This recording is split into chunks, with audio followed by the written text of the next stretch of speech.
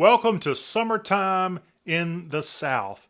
Hello, and yes, it is definitely hot out there, and it's the summer. You got a lot of activities going on, but the unofficial start to the dog days of summer, I think I figured it out.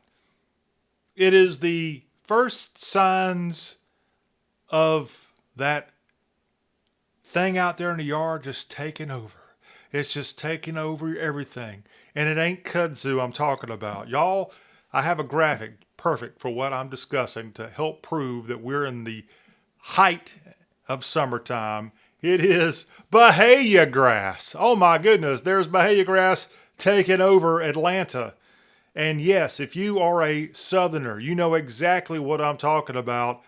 The little crazy weed that's sort of a grass that's been around a long time. And here's a close up of Bahia grass.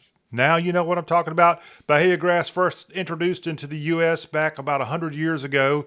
Started out in Florida as a forage and pasture grass, and unfortunately, just like kudzu, it has definitely spread. And it is something that if you have a yard, you know exactly what I'm talking about. You can go out there and cut your grass, and 4 days later, this Bahia grass has taken over. It's unfair. It's really unfair to have a nicely cut lawn and then just a handful of days later, it's like you never touched it. Now, good news with Bahia grass, it will go dormant to some, so to speak. I'm not a botanist by any means.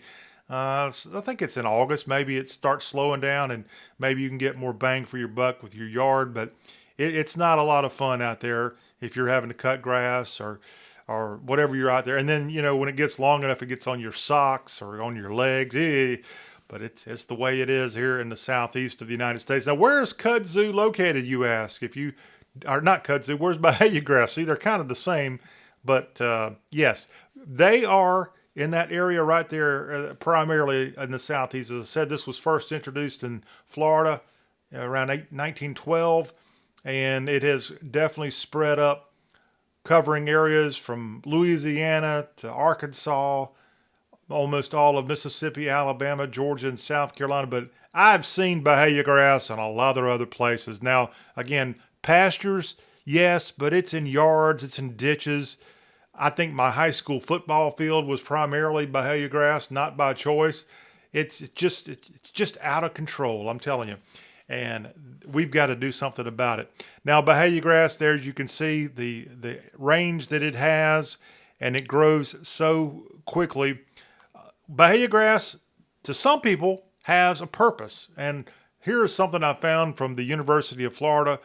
A Bahia grass mixed with perennial peanut mixes can cut fertilizer use. So some people are trying to say that Bahia grass is a green way of perhaps cutting down the emissions and or helping with emissions of fertilizers and such, because it does cover up bare land and stuff like that. Again, I'm no botanist. You can go look into this stuff yourself, but it's a nasty, nasty thing. And like I said, there's a lot of people out there in the lawn care business that make a lot of money this time of year off of things like Bahia grass. Now, how to get rid of Bahia grass? You may be trying to do that. Well, it's not as easy as you might think. As this graphic here shows, if you've got this metsulfurin, a herbicide, that's one way to help get the process going. But you need to start that in May, according to this article that I found. And then you've got to find bare spots with desired turf to kind of take over. It's not an easy process, and therefore you got to get used to maybe say that it's going to be around, because, like I said, it grows so darn quick. It's really unbelievable how quickly this weed. I mean, it's considered a turf, but it's really, in my opinion, more of a weed than anything else. Bahia grass, and as I was kind of looking into starting today, I thought that this would be a very good way to kind of bring people up to speed with proving that it is definitely summertime, which is a good thing. but it's also a time of year where you've got to look at this unsightly thing all over the Southland.